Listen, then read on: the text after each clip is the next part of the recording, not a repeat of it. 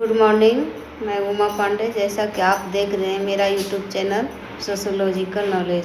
तो बच्चों, मेरा दूसरा अध्याय अब ख़त्म हो गया। अब हम आते हैं तीसरे अध्याय में। पढ़ेंगे भारतीय समाज का पाठ्य एवं क्षेत्र आधारित दृष्टिकोण। क्षेत्र आधारित दृष्टिकोण का महत्व, वर्तमान व भूतकाल के बीच संबंध। The textual and the field views of Indian society. The signification of the field view.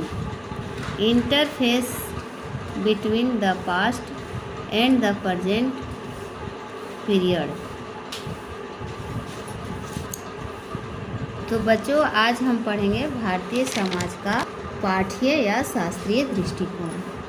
तो वास्तव में भारतीय समाज का इतिहास लगभग 5 सहस्त्र वर्षों से भी अधिक प्राचीन है। इस दौरान सामाजिक जीवन की सामान्य आवश्यकताओं की पूर्ति के साधन के रूप में भारतीय समाज निर्माताओं ने मानव की बौद्धिक क्षमताओं द्वारा केवल भौतिक जीवन से ही नहीं अपितु आध्यात्मिक जीवन से भी संबद्ध अनेक संस्थाओं का निर्माण किया व एक स्वस्थ समाज व्यवस्था को जन्म देने का श्रेय प्राप्त किया। भारतीय धर्म दर्शन, कला, अर्थव्यवस्था, वर्ण और आश्रम, परिवार और विवाह, जाति और पंचायत, ये और उसी प्रकार की कितनी ही अन्य संस्थाएं हमारे सामाजिक इतिहास में महत्वपूर्ण प्रयोग कहे जा सकती हैं। यह प्रयोग वैदिक काल से ही आरंभ होता है। वैदिक काल भारतीय आर्यों के इतिहास के उस युग को कहते हैं जब वेदों की रचना की गई थी। अनुमानतः ईसा से 2500 से 500 वर्ष के पूर्व तक हुई थी। इसका तात्पर्य हुआ कि जिस समय अधिकांश विश्व का मानव बर्बरता के सघन तिमिर में भ्रमण कर पाश्विक जीवन व्यतीत कर रहा था, उस समय भारतीय लोग सभ्यता व संस्कृति की ज्योति को जागृत कर प्रकाशमय प्रांजल पथ पर बहुत आगे बढ़ चुके थे। जब अधिकांश विश्व के मानव अज्ञानता के अंधकार में विलुप्त जीवन की प्राथमिक आवश्यकता की पूर्ति करने में अपनी शक्तियों को यह पर्याप्त पा रहे थे, उस समय भारतीयों का साहित्य, कला, धर्म तथा दर्शन विकास की ओर निरंतर बढ़ता जा रहा था। अपने भौतिक जीवन को सुखी तथा संपन्न बनाते हुए उन्होंने धर्म, अर्थ, काम में सामंजस्य उत्पन्न करके आध्यात्मिकता का सहारा लेते हुए मोक्ष के मार्ग को परिष्कृत किया। भारतीय समाज को वास्तविक रूप में समझने या चित्रित करने के लिए प्रमुख रूप से दृष्टिकोणों का सहारा लिया जाता है। एक है पाठ्य या शास्त्रीय दृष्टिकोण। इस दृष्टिकोण में भारतीय समाज का चित्रण करने के लिए प्रमुख रूप से शास्त्रों, पुराणों, महाकाव्यों, उपनिषदों, वेदों एवं अन्य धार्मिक व ऐतिहासिक ग्रंथों तथा साहित्य की सहायता ली जाती है। इसको और भी सरल शब्दों में यूँ कहा जा सकता है कि ऐतिहासिक व धार्मिक साहित्य में भारतीय समाज का जो चित्र अंकित किया गया है उसी को मोटे रूप में भारतीय समाज का पाठ्य दृष्टिकोण कहा जाता है। इस दृष्टिकोण को मोटे रूप में पाठ्य इस कारण कहा जा सकता है क्योंकि आज के युग में इसका सैद्धांतिक महत्व अधिक है। व्यवहारिक रूप में संभवतः परिवर्तित समाज में इसका महत्व निरंतर कम होता जा रहा है। तो आइए हम शास्त्रीय या पाठ्य दृष्टिकोण से भारतीय समाज के आधारभूत तत्वों को समझें। तो पहला है पुरुषार्थ। वैदिक शास्त्रों के साहित्य के अनुसार भारतीय समाज और जीवन की मुख्य धुरी पुरुषार्थ है। मोटे रूप में पुरुषार्थ उस सार्थक जीवन शक्ति का द्योतक है जो कि व्यक्ति को सांसारिक सुख भोग के बीच अपने धर्म पालन के माध्यम से ईश्वर प्राप्ति या मोक्ष की राह दिखाता है। पुरुषार्थ यही लोग को परलोक से मिलाता है, सीमित मानव जीवन को असीम तथा पूर्ण परमात्मा से परिचित करवाता है और मनुष्य की भौतिक, बौद्धिक, शारीरिक तथा नैतिक उन्नति का पथ प्रशस्त करता है। दूसरे में है वर्णाश्रम व्यवस्था। संसार की अन्य अनेक संस्कृतियों में भौतिकवाद पर आध्यात्मिक बल देकर जीवन के अध्यात्म पक्ष की उपेक्षा की गई है, परंतु भारतीय संस्कृति में भौतिकवाद और अध्यात्मवाद में एक अपूर्व समन्वय स्थापित किया गया है। भारतीयों ने सदैव ही पारमार्थिक और व्यवहारिक का अंतर समझा है। पारमार्थिक सुख को सर्वोच्च सुख मानते हुए भी वे जानते थे कि इहलोक के सुखों और कल्याण की अपेक्षा नहीं करनी चाहिए। हिंदू जीवन दर्शन में सांसारिक अभ्युदय का समृद्धि और अध्यात्म भावना के इस समन्वय का परिणाम सामाजिक व्यवस्था का विकास था, जिसे वर्णाश्रम कहते हैं।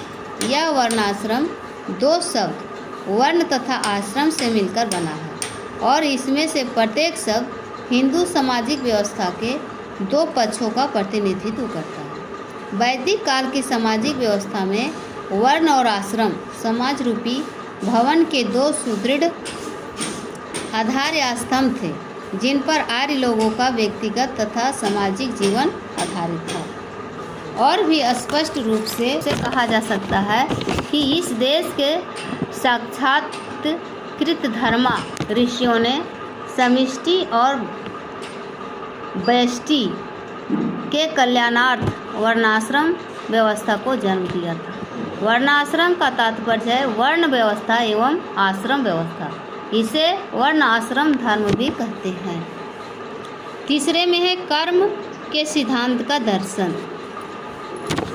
भारतीय समाज या उसकी विचारधारा पर जितना अधिक प्रभाव अकेले कर्म के सिद्धांत का है, उतना किसी भी दूसरी अवधारणा या सिद्धांत का नहीं है। जब से उपनिषदों में इस सिद्धांत का प्रतिपादन हुआ है, तब से ही इसका भारतीय जीवन दर्शन और विचार परंपरा पर गहरा प्रभाव है और उस रूप में इसका प्रवेश भारतीय संस्कृति के सभी अंगों दर्शन, साहित्य और कला में हुआ है।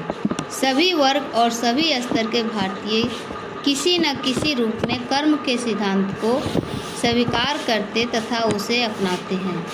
बौद्ध धर्म एवं जैन धर्म ने भले ही बौद्धिक परंपरा के अनेक विषयों का विरोध किया तथा ब्राह्मणों की प्रभुता की अपेक्षा की, लेकिन फिर भी इन दोनों धर्मों ने कर्म के सिद्धांत को स्वीकार किया।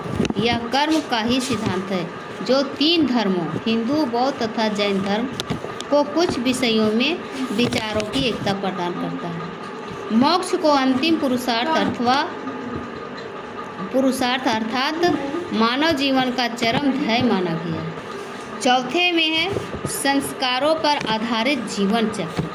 धार्मिक ग्रंथों या शास्त्रों के निर्देशानुसार हिंदू में अपने व्यक्तिगत तथा सामाजिक जीवन को सुव्यवस्थित करके पूर्णता की ओर ले जाने के लिए जिन पद्धतियों का संस्थागत अवस्थाओं को अपनाया है, संसार उन्हीं में से एक है।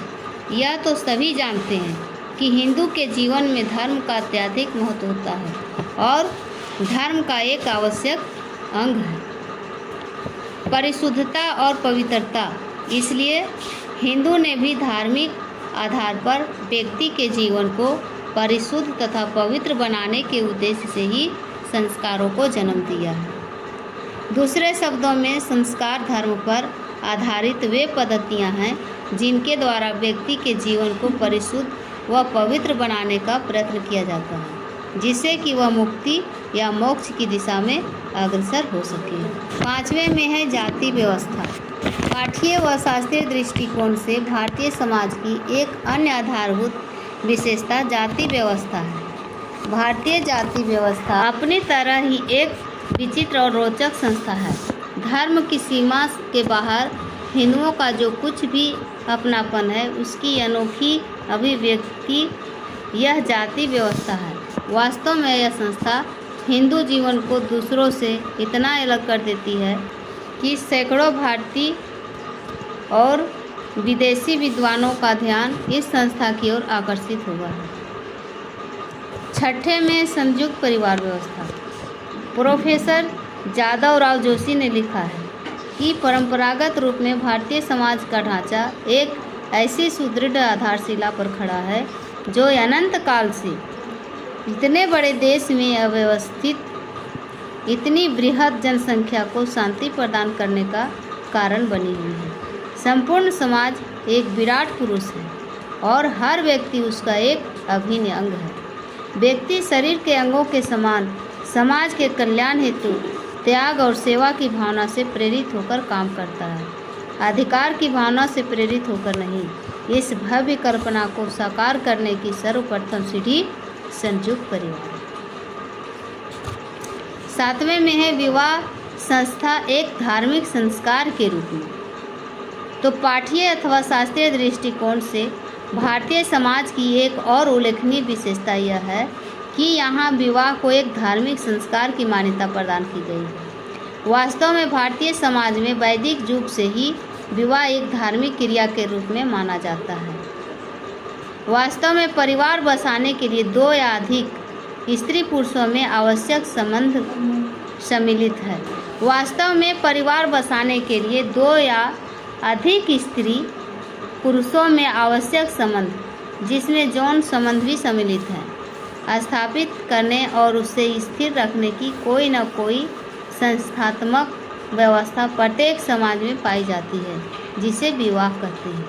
विवाह प्रत्येक समाज, चाहे वह आदिम समाज हो या सभ्य समाज, की संस्कृति का एक आवश्यक अंग होता है, क्योंकि यह वह साधन है जिसके आधार पर समाज की प्रारंभिक इकाई परिवार का निर्माण होता है। विवाह एक सामान्य तथा स्वाभाविक घटना है। इसमें से हर व्यक्ति आगे चलकर इंजीनियर नहीं होगा, ना हम सभी लोग केवल किसान, अकाउंटेंट, वकील, प्रोफेसर या सरकारी अफसर ही होंगे, पर इसमें से प्रायः सभी लोग एक दिन पति और पत्नी तथा आगे चलकर माँ और पिता होंगे। ऐसा न होना अस्वाभाविक है, क्योंकि जीवन के लिए विवाह की आवश्यकता सभी स्वीकार करते हैं।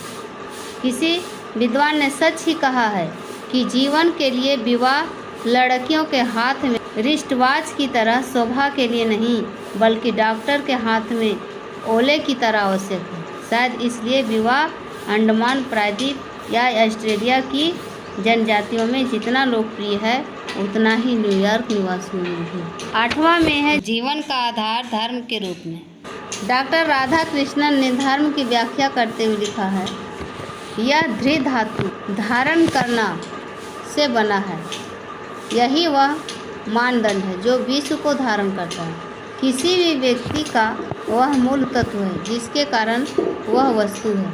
वेदों में इस शब्द का प्रयोग धार्मिक विधियों के ग्रंथ में किया गया है। छंदोग्य उपनिषद में धर्म की 3 शाखाओं का उल्लेख किया गया है, जिसका संबंध गृहस्थ, तपस्वी, ब्रह्मचारी के उस सोपान के कर्तव्यों के पालन से होता है जिसमें कि हम विद्यमान हैं। इस अर्थ में धर्म शब्द का प्रयोग भगवत गीता और मनुस्मृति दोनों में हुआ है। 9वें में है ग्राम पंचायत। पाठ्य या शास्त्रीय दृष्टिकोण से भारतीय समाज व्यवस्था की एक अन्य महत्वपूर्ण विशेषता का उल्लेख किया जा सकता है। यह विशेषता ग्राम पंचायत है। वास्तव में सदैव से ही भारत गांवों का देश रहा है। गांवों में सत्ता के विकेंद्रीकरण या व्यवहारिक चित्र ग्राम पंचायतों के द्वारा प्राप्त होता है। भारत में पंचायतों का इतिहास अत्यंत ही प्राचीन है। वैदिक काल में भारत में गांवों को अत्यधिक महत्व दिया जाता था। व्यक्ति को अपने दैनिक जीवन में पूर्ण स्वतंत्रता मिली हुई थी। बौद्ध काल में भारत में छोटे छोटे गणराज्य थे।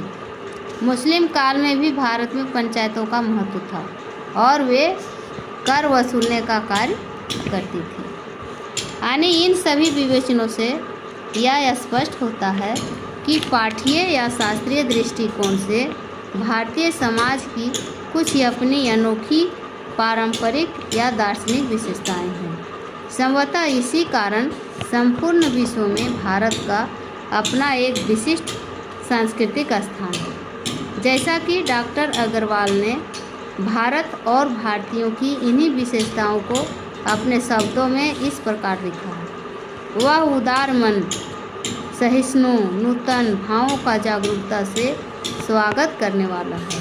अनुशासन या अंकुश की अपेक्षा वह उच्च आदर्श, त्याग की भावना, स्वागत कर्म प्रेरणा से अधिक द्रवित होता है। तो आज इतना ही, धन्यवाद।